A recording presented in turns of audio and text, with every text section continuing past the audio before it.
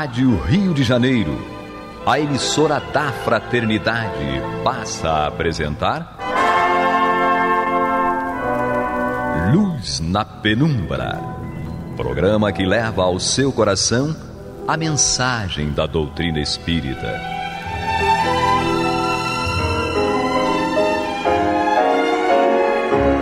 E com vocês, João Nogueira, para estudos de obras póstumas de Allan Kardec.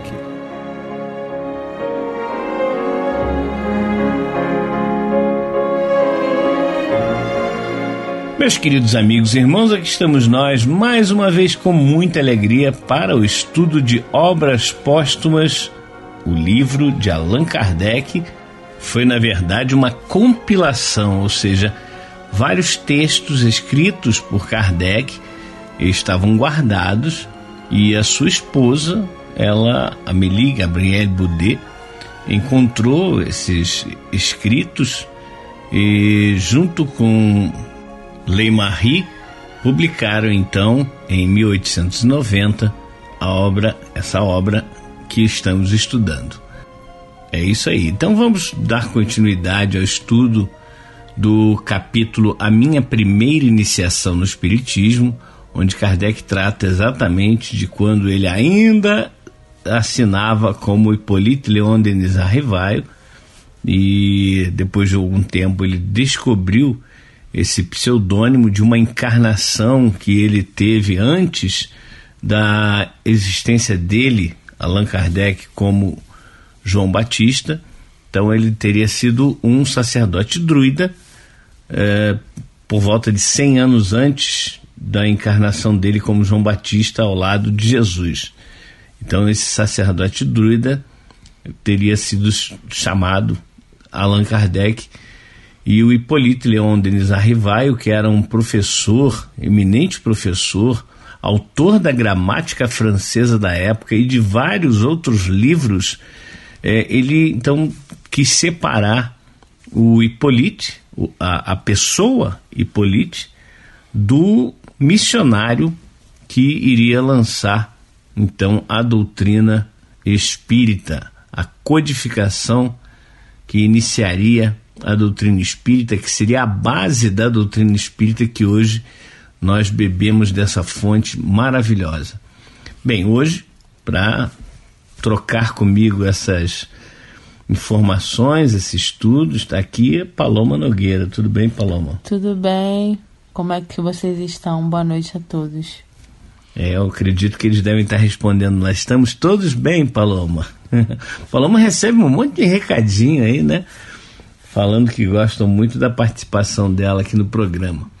E a participação da Paloma, assim como a participação de vários outros irmãos, a gente aprendeu a fazer, né, esse tipo de trabalho exatamente como se nós estivéssemos na casa uns dos outros, né, visitando vocês ali sentadinhos na sala de estar, né, na cozinha, tomando um cafezinho e conversando sobre essas coisas tão importantes.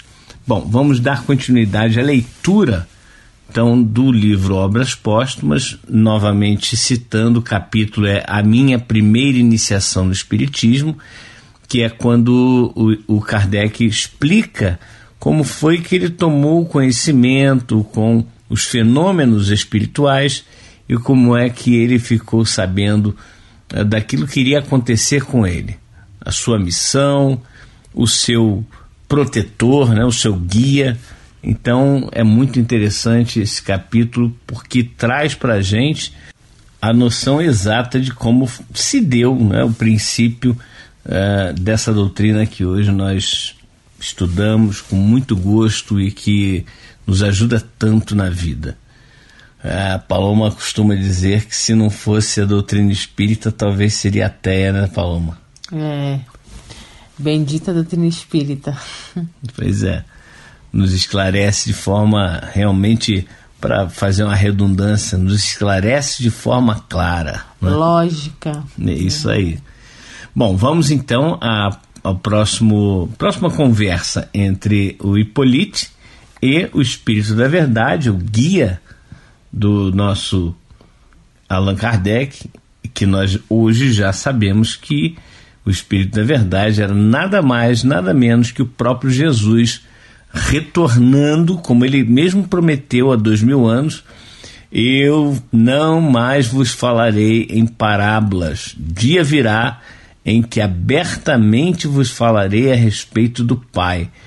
Eu voltarei sobre as nuvens com os meus anjos. Ou seja, na espiritualidade, não reencarnado, ou melhor, não encarnado novamente, mas sim na espiritualidade, comandando esse trabalho magnífico que era o da terceira revelação de Deus. Então, essa conversa se trata no dia 17 de junho de 1856, na casa do Sr. Baudin, a médium, a filha do Sr. Baudin, a senhorita Baudin. E o título é O Livro dos Espíritos. Pergunta à verdade, ou ao Espírito da Verdade: uma parte da obra foi revista, quererás ter a bondade de dizer o que dela pensas? É o Hipólito perguntando ao Espírito da Verdade. Resposta: o que foi revisto está bem, mas quando a obra estiver acabada, deverás tornar a revê-la a fim de ampliá-la em certos pontos e abreviá-la em outros. Pergunta de Kardec: entendes que deva ser publicada antes que os acontecimentos preditos se tenham realizado?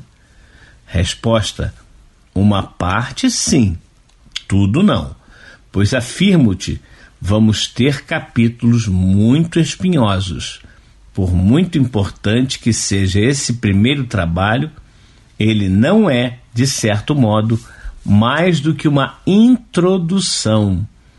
Assumirá proporções que longe estás agora de suspeitar.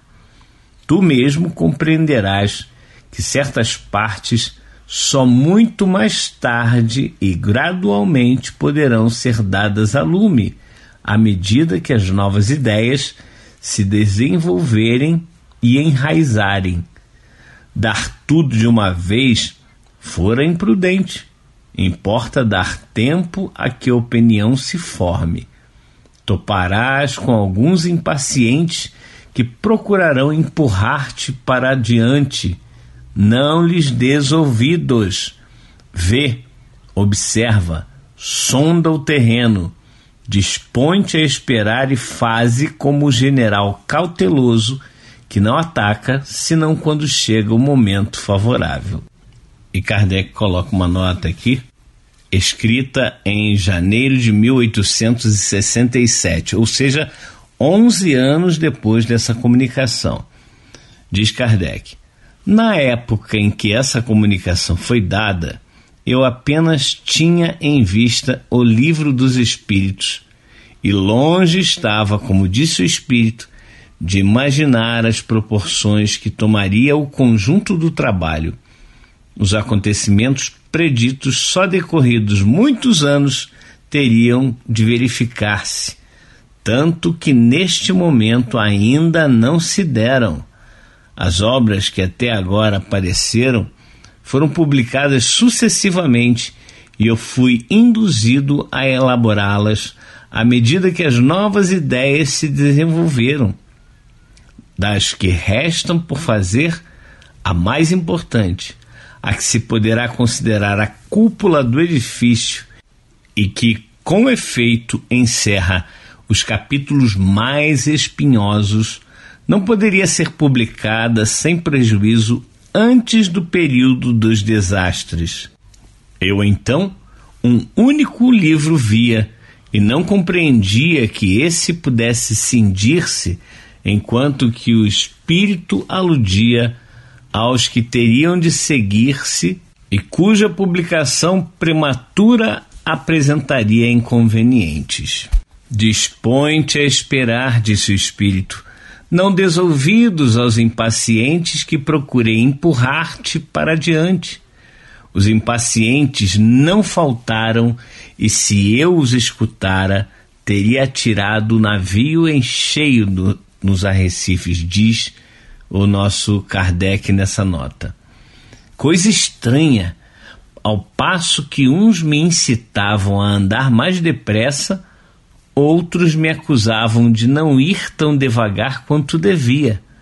Não dei ouvidos nem a uns, nem a outros, tomando sempre por bússola a marcha das ideias, de que confiança no futuro não me enchia eu à proporção que via realizar-se o que fora predito e que comprovava a profundeza e a sabedoria das instruções dos meus protetores invisíveis.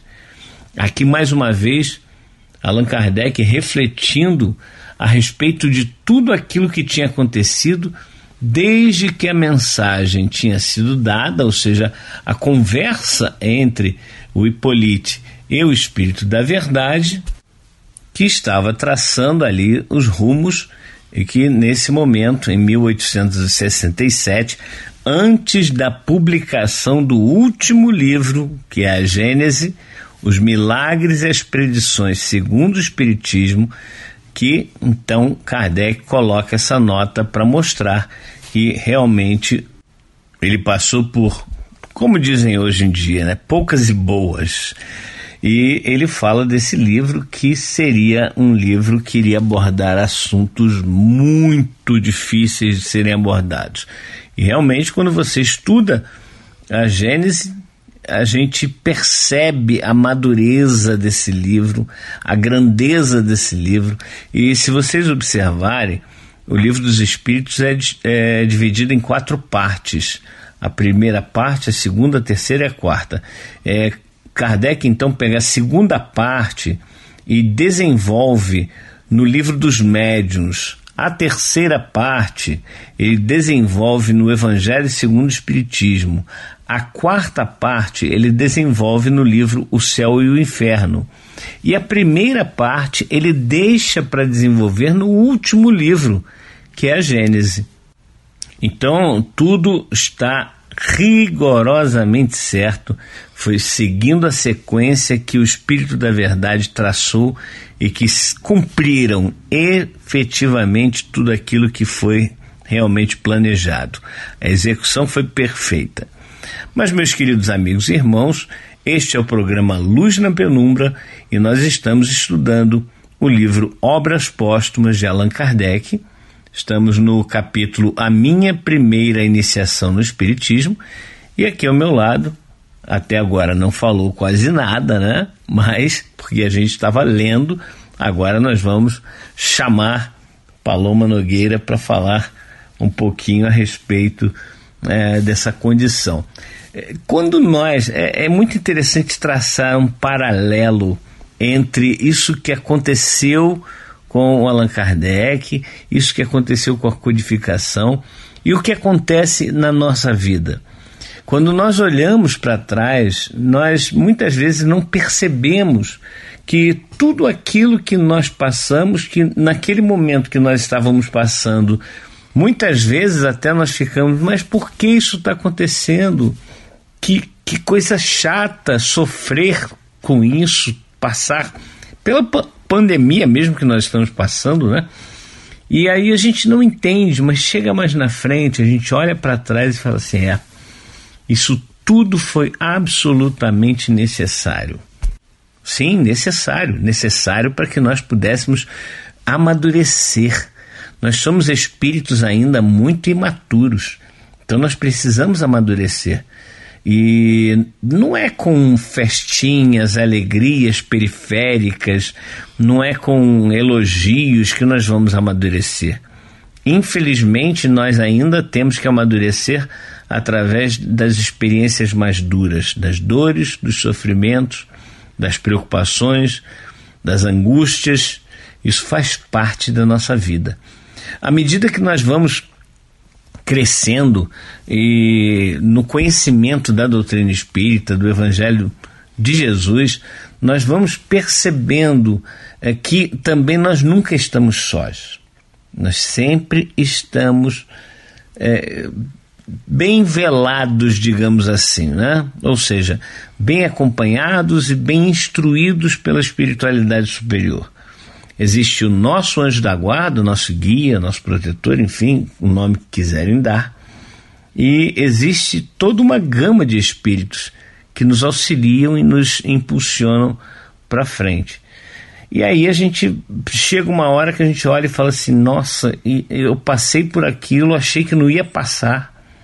Aquela situação que era dolorosa, que era difícil, que eu imaginei assim, isso não vai acabar nunca. Ou eu vou deixar de existir por causa dessa situação. Não é assim, Paloma, que a gente fica, né? Muitas vezes a gente olha e não vê fim para aquele sofrimento, para aquela dor. E depois que a gente passa, dali a algum tempo, a gente olha para trás e olha que coisa legal, passei e estou aqui mais fortalecido, mais fortalecida. É verdade. A gente sempre se pergunta o porquê, mas a gente deveria se perguntar para quê, né? Olhando para trás assim, eu percebo que foi necessário passar por tudo que eu passei lá atrás para poder entender. E hoje, se a gente não entender também, tá tudo bem. Mas a gente perceber que a gente não... Quando a gente passa por uma situação dolorosa, difícil, a gente nunca mais... nós não somos mais os mesmos, de alguma forma. Isso nos transforma. De alguma forma, algo se modifica e a gente tem um olhar muito diferente diante das coisas. Infelizmente, a gente só aprende na dor. Né? A gente está num momento, né, de provas e expiações, na qual é necessário que a gente passe por situações um pouco dolorosas, mas que lá na frente a gente vai entender, né, João? Uhum. E a gente também, você falou uma coisa que é muito interessante, né? É como se nós estivéssemos navegando num rio. E aí, quando nós estamos navegando, nós olhamos para as margens do rio e vemos um tipo de vegetação, árvores e tal. Mais na frente, essas árvores, essas vegetações são diferentes, elas não são iguais. E a gente vai passando, isso tudo vai mudando, a gente vai percebendo o que vai mudando. E a gente vai vendo que realmente, em cada momento da nossa existência, nós vamos tendo experiências diferentes, mas que querem realmente nos ensinar. São lições. Se a gente encarar tudo como lição, e é uma lição, ou são lições, melhor dizendo, que são benéficas para nós, porque nada há de ruim que Deus nos permite acontecer. Deus só permite acontecer as coisas boas para nós. É que nós não enxergamos essa benfeitoria. Na hora que a gente está passando, a gente não enxerga que é bom. A nossa visão, quando a gente está sofrendo, é muito limitada. A gente só enxerga o problema, a gente não enxerga, não consegue enxergar além. Porque a gente está tão envolvido ali na dor, no sofrimento, que a gente não consegue enxergar nada. É tão óbvio que precisa de uma pessoa que está fora da situação para fazer com que a gente perceba que aquele problema que a gente enxerga, não que não seja um problema, mas que a gente está dando uma importância muito grande ao que realmente ele é. Não é isso, João? É interessante que a nossa dor é muito maior do que qualquer dor que existe. Exatamente, a gente não enxerga. Quando a gente está muito envolvido na situação, a gente não enxerga. A gente acha que a nossa dor é a maior do mundo, que o problema do outro é muito menor que o nosso, que o meu, e que o outro não está sofrendo tanto quanto eu estou sofrendo, e que é injusto eu estar passando por determinada situação. Enfim, a gente, quando na teoria, né, tudo muito bonito, mas quando a gente está passando, sentindo na prática, realmente é doloroso, né, João? É o tal do vitimismo, muitas vezes, né? A gente se vitimiza, o ser humano, ele se vitimiza muito. Todos nós, né? Uns mais, outros menos, mas em algum momento a gente se vitimiza, a gente se coloca como coitadinho, né? A dona Olímpia costuma dizer que pode até haver injustiça, mas não injustiçados, né, João? Uhum, porque a tal da injustiça é, na verdade, aquilo que nós atraímos para nós, porque é a nossa necessidade. O mundo pode nos enxergar como injustiçados, mas essa injustiça ela veio para nos corrigir. Nós não somos injustiçados. Exatamente. A gente se coloca muito no papel de coitadinho, por que eu estou passando por isso? Se a gente está passando é porque a gente aguenta, né, gente? Se a gente está passando é porque a gente suporta. Deus não nos dá um fardo do qual a gente não possa carregar. Então, se a gente está passando por determinada situação, tem um motivo, tem um porquê que a gente não entende hoje, mas lá na frente a gente vai entender. Em algum momento a gente vai entender e vai dizer, foi bom ter passado por aquilo, por determinada situação. Hoje eu consigo enxergar as coisas, ter uma visão diferente. Hoje eu consigo ter maturidade que lá atrás eu não tinha, hoje eu tenho. Então, tudo é bom, né, João? De certa forma, tudo é bom. Tudo é bom, tudo é positivo, tudo é para o nosso bem. E aí, voltando, né, o Kardec aqui falando exatamente do que ele não percebia. Olha o que ele fala nessa nota. Alguns diziam para ele correr porque ele estava indo muito devagar, e outros diziam para ele ir mais devagar porque ele estava andando muito rápido. Ou seja, quem está de fora e acha que você está de alguma forma errado na tua forma de conduzir determinado assunto, não sabe exatamente o que você está passando. A pessoa não está calçando teus sapatos. Exatamente. E aí a gente tem que se colocar como se nós estivéssemos sendo esses que estão empurrando o Kardec para andar mais rápido, ou aqueles que estão dizendo para ele andar mais devagar. Ou seja, nós não sabemos o que é que está acontecendo, como é que deve se processar aquele sistema ali, e a gente está ali sempre criticando. Vale uma reflexão também. Muitas vezes, e isso é comum de acontecer, presidentes de centros espíritas, e aí a gente pode colocar aqui numa generalização, mas a gente não pode nunca dizer que todos são iguais, né? Mas numa maioria, digamos, acontece isso. Principalmente pessoas que começam a frequentar determinada casa e aí começam a ver os defeitos. É muito fácil ver os defeitos. O difícil é levar... olha aqui, eu achei esse defeito aqui, mas aqui está a solução que eu entendo que deva ter para esse defeito, para esse erro aqui. Está acontecendo isso, então eu acho que deveria fazer isso. E aceitar que a nossa visão, ela pode não ser correta. Aquela pessoa que está na presidência da instituição, que está na diretoria da instituição, não foi colocada lá por vontade do homem, não. Até o homem votou para aquela pessoa estar lá. Mas eu me lembro sempre de Jesus falando com Pilatos: se não fosse dada autoridade por meu Pai, você não teria autoridade nenhuma. Então vamos respeitar, vamos tentar colaborar com as pessoas que estão à frente das instituições, seja espírita, seja católica, seja protestante, qualquer que seja a instituição ou outra denominação qualquer, vamos respeitar, né, a condução que aquela pessoa tem. É verdade. E outra coisa, gente, a gente não pode qualquer templo religioso, de qualquer denominação religiosa, a gente não pode olhar para as pessoas, tem que olhar para a causa, porque nós somos falhos. Em algum momento a gente vai se chatear, vai se decepcionar, porque nós somos passíveis de erros.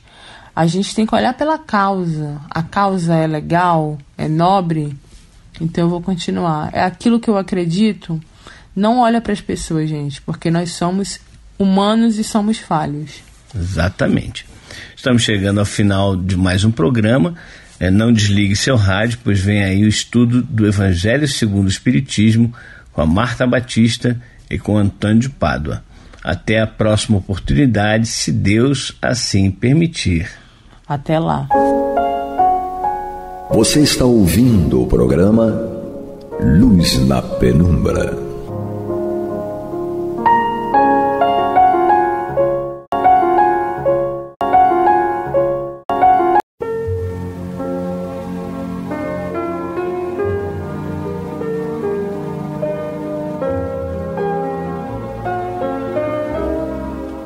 Rádio Rio de Janeiro está levando ao seu lar e ao seu coração a mensagem consoladora da doutrina espírita, através do programa Luz na Penumbra. E agora com vocês, Marta Batista e Antônio de Pádua Barbosa. Muito boa noite, meus caros amigos. Estamos aqui dando continuidade ao programa Luz na Penumbra, no qual nós estudamos o Evangelho segundo o Espiritismo de Allan Kardec. Marta Batista e eu estamos aqui para continuar o nosso estudo da introdução do Evangelho, e estamos aqui já terminando esta parte. Estamos na parte que toca da doutrina de Sócrates e Platão e sua correlação com a doutrina de Jesus e do Espiritismo. Nós vamos iniciar então esta semana pelo item 12 dessa comparação que Kardec faz, e vamos pretender terminar nesta semana ainda até o item 21. Então, Marta, eu vou iniciar aqui lendo a comparação de Kardec, aí nós vamos comentando. Você faz um comentário para a gente ver realmente onde Kardec quer chegar com essa comparação. Certo. Eu até acho que também esses itens aqui de hoje estão até bem nítidos, bem nítida essa comparação que ele quer fazer. São bem objetivos, né? Parece que nós estamos lendo o Evangelho. É verdade. Diz aqui o que Sócrates e Platão passavam para os seus discípulos: jamais se deve retribuir injustiça com injustiça, nem fazer o mal a ninguém, qualquer que seja o mal que nos tenham feito. Poucas pessoas, entretanto, admitem esse princípio, e as que não concordam com ele só podem desprezar-se umas às outras. O comentário de Kardec aqui é simples, é só um pequeno parágrafo. Não é esse o princípio da caridade que nos ensina a não retribuir o mal com o mal e a perdoar os nossos inimigos? Quer dizer, ele não há nem o que comentar, porque é tão nítida, né, a proposta de Sócrates e Platão com o que o Cristo nos ensinou. É verdade, é bastante objetivo, né? E Kardec, então, se limita, né, a nos refrescar a memória, né, dizendo: não será esse o mesmo princípio pregado por Jesus e que no Evangelho se encontra no capítulo 10 e nos subsequentes, né, que falam da bem-aventurança, né, em relação aos misericordiosos, quando ele nos fala a importância do perdão, né, e lembrando que, antes de qualquer coisa, o perdão é uma atitude eminentemente de caridade. Então, na verdade, se nós sabemos que fora da caridade não há salvação, e sabemos, por outro lado, que é importante você perdoar enquanto está a caminho, sobretudo, né? Seria o ideal nós perdoarmos enquanto estamos a caminho, ou seja, reencarnados, para que nós não levemos essa inimizade para a erraticidade, né? Porque isso complica. Ou então, aquele que nós julgamos inimigo retorne à dimensão espiritual, à erraticidade, e esteja por lá, né, vibrando de forma negativa. Então, perdoar, na verdade, é um princípio de caridade, é o preceito básico, né, que nós espíritas somos elucidados e convidados a realizar, mas é também, acima de tudo, um gesto, né, de caridade para com nós mesmos, porque quando nós perdoamos, nós estamos rompendo aí aquela cadeia, né, de inimizade, aquela cadeia de hostilidade que nós não sabemos o grau de cada espírito, né, em que ele se encontra. Então, se ele estiver num grau relativamente bom, confortável em termos evolutivos, ele vai chegar lá, vai ter uma visão bem mais ampliada, porque está liberto, né, do jugo da carne, ele tem uma visão mais ampliada e vai dizer: poxa, meu Deus, que bobagem, isso tudo é bobagem, isso passa, né? Não é nada. Não, agora eu vejo que mais do que nunca não é nada. E ele então vai esquecer aquilo e tudo bem. Mas se aquele com o qual nós tivemos alguma desavença e nós estamos ali renitentes, com o coração fechado, não desejando perdão, se esse espírito não estiver num momento confortável, evolutivo, quando ele chegar do outro lado, da mesma maneira que a visão se amplia, dependendo do teu grau, né, evolutivo, ele também se amplia para o oposto, ou seja, para a raiva, para o rancor, né, para o ódio. Então, nós temos que contar com a sorte. E aí fica difícil. Contar com a sorte não dá. Nós precisamos contar com o racional. Aquilo que nós sabemos, pensamos e raciocinamos. A gente sabe que 99%, né, dos espíritos residentes da humanidade desse planeta são espíritos ainda numa condição difícil, né? Condição essa que nós estabelecemos didaticamente como expiações e provas. Ora, o que são espíritos, né, que fazem parte desse tipo de humanidade? Espíritos que ainda são, né, querendo sair da situação de endurecimento, querendo sair da renitência, da imperfeição. Então, pode conseguir superar, perdoar, esquecer aquela dificuldade ou não. Então, como nós não temos certeza e não é dado a nenhum de nós a ficha reencarnatória de cada espírito, então o ideal é o quê? É nós nos trabalharmos, né? Porque, na verdade, perdoar é tão somente, é fácil falar, evidente, né? Difícil realizar. Mas, se a gente usar o racional, perdoar é tão somente nos despojarmos do orgulho. É tão somente isso, né? Porque o que nos leva a ficar aborrecidos com algo que tenham feito contra nós e que nós sabemos que não somos assim, como aqueles pensaram, né, acerca de nós? O orgulho é que nos impele a não perdoar e a ficar aborrecidos, né, rancorosos em relação àquela pessoa por conta do orgulho, por conta da vaidade. Porque se você disser, não, mas eu não sou isso que fulano fala, né? Eu não sou assim, nunca fui, nessa encarnação eu me trabalho, já estou consciente desde o início, né? Então, se você tem certeza que você não é aquilo, você tem que se trabalhar no sentido de não se sentir ofendido. Ah, mas é difícil. Com certeza, não vou dizer que é fácil, né? Não é mesmo. Mas é uma questão de trabalho, né? Se a gente conseguir, em uma semana, um mês, um ano que seja, né, a gente se trabalhar em relação àquele tipo de ofensa, em um ano aquilo passa e você diz, ah, é mesmo, que bobagem, já aconteceram tantas coisas mais sérias e tantas coisas melhores, né, para eu ficar aqui pensando nessa bobagem que aconteceu há um ano atrás.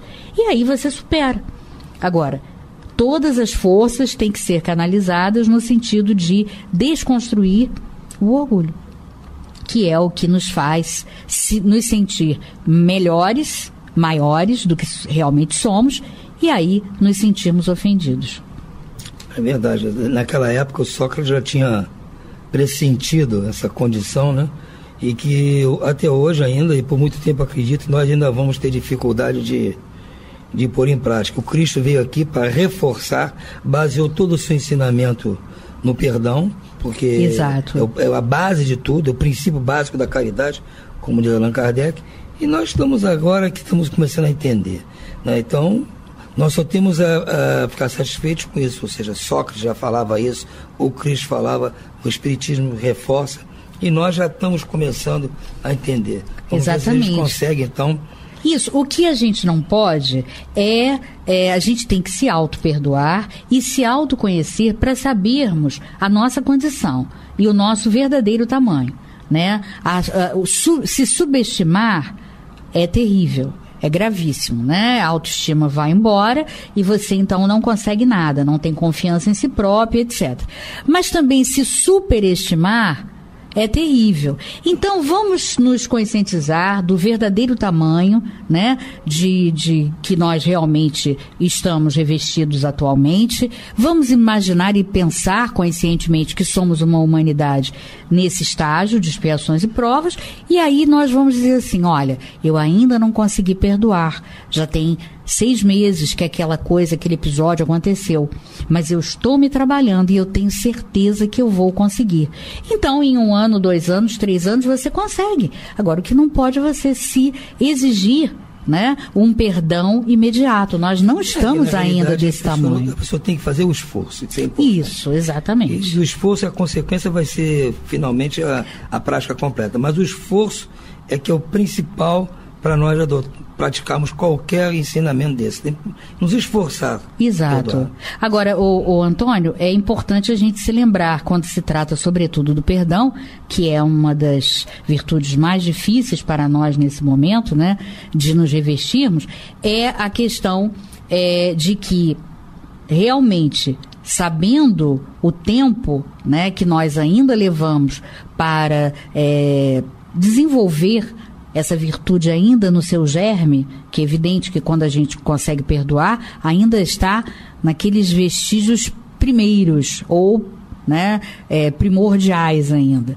Então, lembrarmos que o importante é esse esforço, né, e nós não nos iludirmos com aquilo que nós aprendemos, no sentido de que eu prego isso, e me esforço para ser isso, mas eu ainda não sou isso. Sem dúvida. Né? Porque, às vezes, a pessoa pensa que é aquilo que prega de imediato, e aí complica, né, Antônio? Mas eu acho que com o tempo a pessoa acaba tendo consciência disso, né? Esperamos, né? Eu espero isso. Aqui no item 13, Kardec também nos traz outra comparação, que são palavras do próprio Cristo que Sócrates já estava pronunciando. E Kardec também, numa simples sentença, ele faz o comentário. Ele diz assim: é pelos frutos que se reconhece a árvore. É preciso qualificar cada ação de acordo com seus efeitos. Chamá-la de má quando suas consequências forem más. E de boa, se dessa ação nascer o bem. Então Kardec diz, esta máxima é pelos frutos que se reconhece a árvore, encontra-se repetida textualmente várias vezes no Evangelho. Ou seja, o Cristo usou a mesma imagem que Sócrates usou para que nós não nos preocupássemos com simplesmente a causa, mas preocupados com o efeito. Exato. Do que fosse acontecer. E Jesus usou a imagem de uma árvore e Sócrates usou a mesma imagem. Para vocês verem que a doutrina é comum, ou seja, a do Sócrates, do Cristo ou o Espiritismo são frutos da mesma árvore. Até para usar a mesma imagem deles, são frutos da mesma árvore, né? E a gente vai observando, né, aquilo que Kardec fala na Revista Espírita, que na realidade todos esses grandes luminares, né, que estiveram aqui na Terra como precursores, eles aprenderam, né, na dimensão espiritual com Jesus. Por isso daí ter a semelhança, né, das suas doutrinas com a doutrina do Cristo. Porque a doutrina do Cristo, ela é a lei de Deus. Exatamente. Então tem que ser única, não pode ter nuances. É aquilo. Então o Cristo foi encarregado de difundi-la, de ensinar a essa comunidade terrena. Né? A nossa comunidade terrena. Então, lógico que tem, no nosso caso aqui da Terra, tem que partir dele. Ele é a fonte de todo esse manancial de sabedoria, de difusão da lei.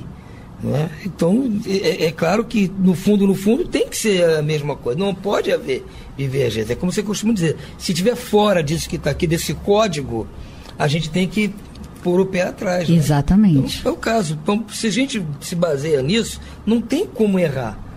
Nós estamos dentro daquela abrangência da lei. Então, só aqui nós já temos 2 pontos para nos fixarmos, já nos facilita. Só que já falava isso, o Cristo veio e falou, Agora a doutrina vem e fala, eu tenho um tripé aqui para me solidificar. É verdade. Então, na verdade, né, Antônio, o que nos facilita bastante, baseado até naquele crivo, né, que na metodologia científica criada por Kardec, da universalidade do ensino dos espíritos, é a gente observar que Sócrates, né, não só foi chamado do maior sábio à época, na sua própria época, e a gente observa que ele realmente acaba se configurando, não porque nós tenhamos lido, mas porque nós conseguimos, pela nossa própria razão, corroborar com essa ideia. De que maneira? Aquele que a doutrina se apresenta mais semelhante, mais próxima do que o Cristo ensinou, é de fato o homem mais sábio. E, de fato, a dele é a que mais se assemelha. Mas é verdadeiro, é isso aí. Você abordou o ponto certo. Ele foi considerado o mais sábio e, digamos, entre aspas, coincidentemente, o que ele pregava é o que mais se aproxima com a doutrina do Cristo, né? Então, a gente percebe que, de fato, é um dos espíritos mais evoluídos, né, que passou por aqui. Daí, ele ter uma percepção, né, tão ampla e tão, digamos, similar àquilo que ele captou, apreendeu bem o conteúdo exposto por Jesus na dimensão espiritual. Não vou falar de erraticidade, porque falar em espírito assim tão evoluído é meio complicado, né? Mas falamos sim na dimensão espiritual. Está num plano diferente do nosso. E o que nós podemos chamar a atenção, né, pelo ensino em si, que ele prega aqui, né, que é a questão da analogia que ele faz, né, das árvores, das boas árvores que produzem bons frutos, nós entendermos que os bons frutos, né, as obras e os bons frutos são a qualificação das obras e não a quantificação, que é uma, digamos assim, uma dificuldade entre os religiosos, né? Eles fazem um pouquinho de confusão e fazem uma leitura desses frutos na horizontal, quando, na verdade, Jesus nos convoca a uma leitura vertical. Então, não é na questão da quantidade, sim na qualidade. Bons frutos é a qualificação das obras. Perfeito. Mas nós vamos voltar a esse tema com mais... Lá no capítulo, né? Quando analisarmos o capítulo específico, né? Exatamente. E aqui no item 14, Sócrates dizia o seguinte: a riqueza é um grande perigo. Todo homem que ama a riqueza não ama nem a si, nem ao que é seu, mas há uma coisa que lhe é mais estranha ainda do que aquilo que lhe pertence. Então, Sócrates também estava mostrando o apego à riqueza, em detrimento do apego até de si próprio, você vê? E é verdade isso. As pessoas que se apegam à riqueza, vamos usar como exemplo a riqueza pecuniária especificamente. Sim. Há pessoas que se apegam tanto à riqueza que não cuidam nem de si. Eu conheci um rapaz que ele era de uma família com muito dinheiro, os pais dele eram donos de uma empresa que existia aqui no Rio de Janeiro, muito grande, ele era da nossa cidade. Ele andava tão mal vestido, Marta. Não fazia barba, não tirava cabelo, andava todo sujo. Ele, quando queria comprar alguma coisa, a gente tinha maior dificuldade de ter uma mesadinha. Ele não, ele andava com uns maços de dinheiro que os pais davam para ele para comprar as coisas. Mas não se cuidava, tinha tanto, mas não cuidava de si. Estava apegado ao dinheiro, queria andar com dinheiro no bolso para mostrar queria ter, né? Mas você vê, não cuidava de si. O que ele está dizendo aqui, a pessoa que se apega à riqueza não ama nem a si. É verdade. E nem o que é seu, às vezes, porque está mais apegado àquilo que é o foco da sua obsessão. E o Cristo falou a mesma coisa, e o Dr. Kardec manda nos remédios aqui, o capítulo 16, que trata daquilo de não servir a Deus e a Mamon, que foi uma pregação enfática do Cristo quanto a isso, que ninguém pode servir a dois senhores. Exato. Né? E o Sócrates também antecipou este pensamento, e que eu tenho certeza que para a época dele, aquela época da Grécia, o cara chegar e pregar que você não tem que ter apego às riquezas naquela época, tinha que realmente ser condenado a beber cerveja. É verdade. Não ia ser entendido. E a gente vê a grandeza dele porque de todos os grandes espíritos que sabemos foram precursores, né? O único que teve uma atitude tão desapegada de si mesmo no momento da condenação foi Sócrates. Não sabemos de nenhum outro que tenha tido essa postura, né? Apesar de terem apresentado uma doutrina espiritual bastante similar a Jesus, com bastante grandeza, mas na hora do exemplo, né, o que mais se aproximou de Jesus foi Sócrates. Porque os outros não tiveram esse desprendimento. Não, exatamente. Ele deu, no meu ponto de vista, ele deu a demonstração do desapego à carne.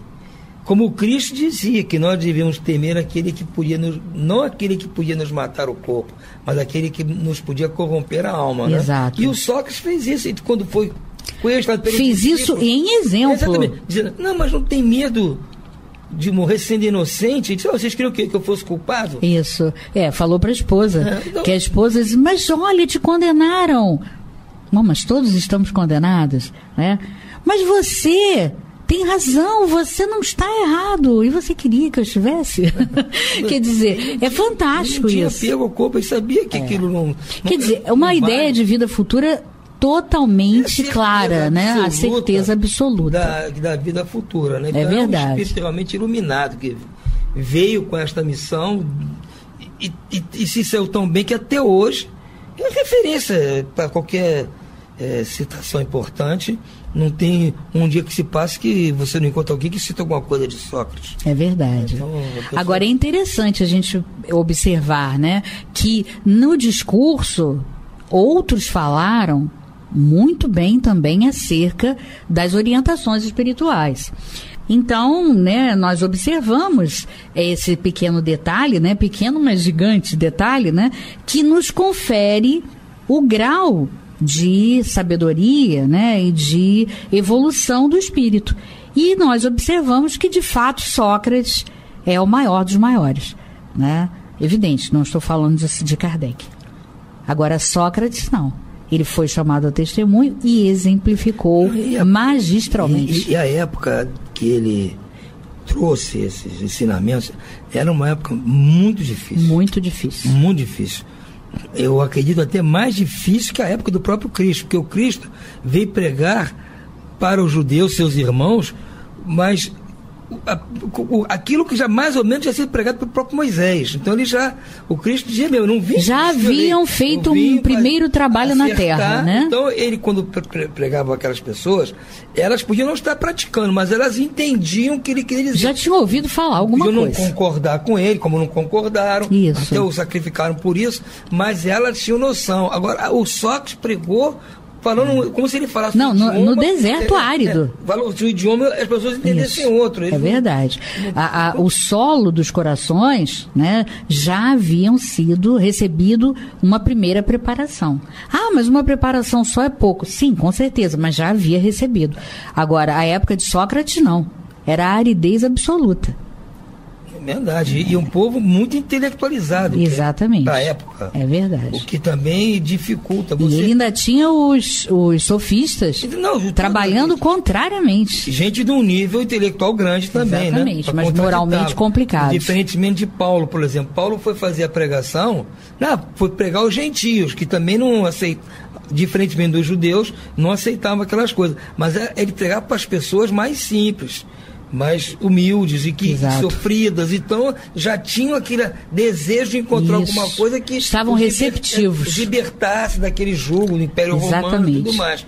O Sócrates veio pregar para uma elite. Exato. E que em tese não estava com dificuldade de nada, não precisava de nada, estava na boa, como se diz. O que faz com que as mentes não recebam com tanta receptividade. Exatamente, o cara está numa boa, vai abrir mão daquilo para aceitar uma doutrina que manda perdoar.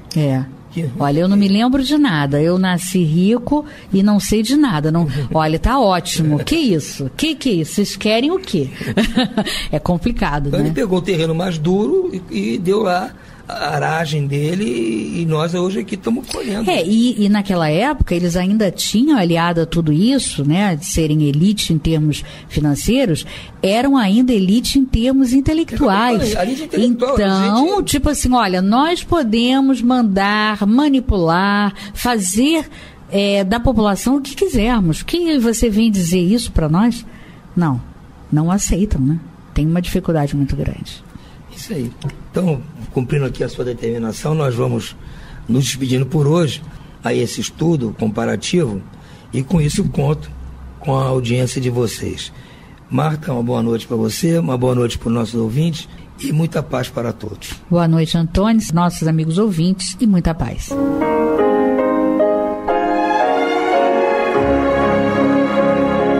E vamos ouvir agora a prece de encerramento de nosso programa, na voz de Geraldo de Aquino.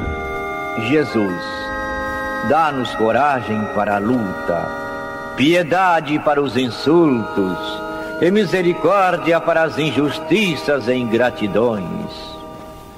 Limpa nossa alma de inveja e ambições mesquinhas, de ódio e de vingança o nosso caminho.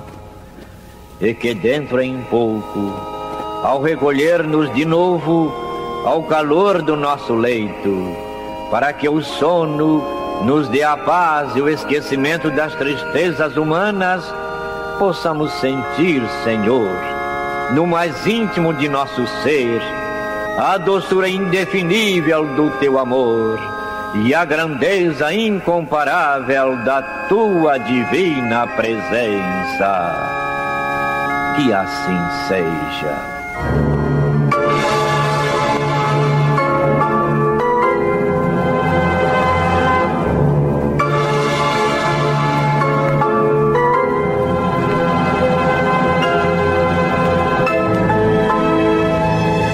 Acabamos de apresentar o programa Luz na Penumbra, que voltará a ser apresentado amanhã às 21 horas nesta emissora.